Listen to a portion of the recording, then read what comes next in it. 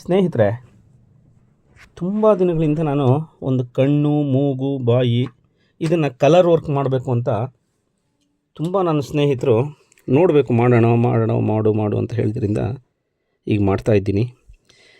Water colour ತೊಗೊಂಡಿದ್ದೀನಿ ನಾನು. ಇದನ್ನು ಕಣ್ಣು, ಮೂಗು, ಬಾಯಿ ಒಂದು ಸ್ವಲ್ಪ ಅಬ್ಸರ್ವ್ ಮಾಡಿ ಯಾವ ಥರ ಮಾಡ್ತಾಯಿದ್ದೀನಿ ಅಂತಂದ್ಬಿಟ್ಟು.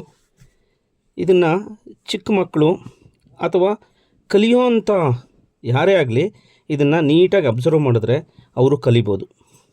ಈ ಕಲಿಕೆಯಲ್ಲಿ ಯಾರು ದೊಡ್ಡವರು ಚಿಕ್ಕವರು ಅನ್ನೋದೇನಿರಲ್ಲ, ಯಾರು ಬೇಕಾದರೂ ಕಲಿಬೋದು. ಈ ಡ್ರಾಯಿಂಗ್ ಅಬ್ಸರ್ವ್ ಮಾಡಿ ಕಣ್ಣು ಯಾವ ಥರ ಬರಿತೀನಿ, ಮೂಗು ಯಾವ ಥರ ಬರಿತಾ ಇದ್ದೀನಿ, ಸ್ಲೋ ಆಗಿ ಒಂದು ಸ್ವಲ್ಪ ಚೆಕ್ ಮಾಡ್ಕೊಳ್ಳಿ. ಜಾಸ್ತಿ ಕಲರ್ಸ್ ನಾನು ಯೂಸ್ ಮಾಡ್ತಾಯಿಲ್ಲ, ಸ್ವಲ್ಪ ಕಲರ್ನೇ ತೊಗೊಂಡು ಸ್ವಲ್ಪ ಮಟ್ಟಿಗೆ ವಾಟರ್ ಕಲರು, ಕಣ್ಣು, ಮೂಗು, ಬಾಯಿ ಇದನ್ನೆಲ್ಲ ಯಾವ ಆಕಾರದಲ್ಲಿ ಮಾಡ್ತಾಯಿರ್ತೀನಿ, ಯಾವ ಕಲರ್ನ ಮಿಕ್ಸ್ ಮಾಡ್ತಾಯಿರ್ತೀನಿ, ಇದನ್ನೆಲ್ಲ ಅಬ್ಸರ್ವ್ ಮಾಡಿ ನೀವು ಒಂದ್ಸಲ ಟ್ರೈ ಮಾಡಿ. ಇದು ಯಾವುದು ದೊಡ್ಡದೇನಲ್ಲ, ನಾನು ಮಾಡಿರೋದು ದೊಡ್ಡದಾಗಿದೆ ಅಂತ ನಾನು ಹೇಳ್ತಾ ಇಲ್ಲ. ನೀವು ಇದೇ ಥರ ಮಾಡಿದ್ರೆ ಇದಕ್ಕಿಂತ ಚೆನ್ನಾಗಿ ಮಾಡ್ಬೋದು. ಟ್ರೈ ಮಾಡಿ.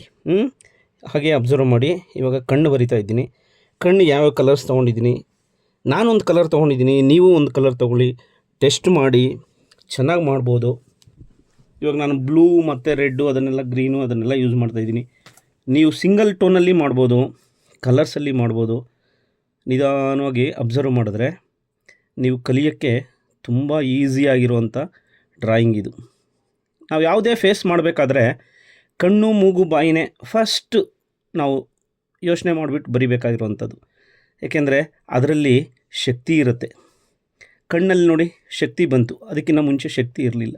ಇವಾಗ ಒಂದು ಸ್ವಲ್ಪ ಶಕ್ತಿ ಬರ್ತಾ ಇದೆ.